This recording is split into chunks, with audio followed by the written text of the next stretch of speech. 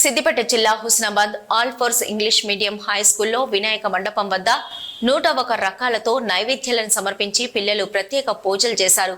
బొజ్జ గణపయ్యకు పూజించి చదువు చక్కగా రావాలని మొట్టికాయలు వేసుకుంటూ బస్కీలు తీస్తూ సాష్టాంగ నమస్కారం చేశారు.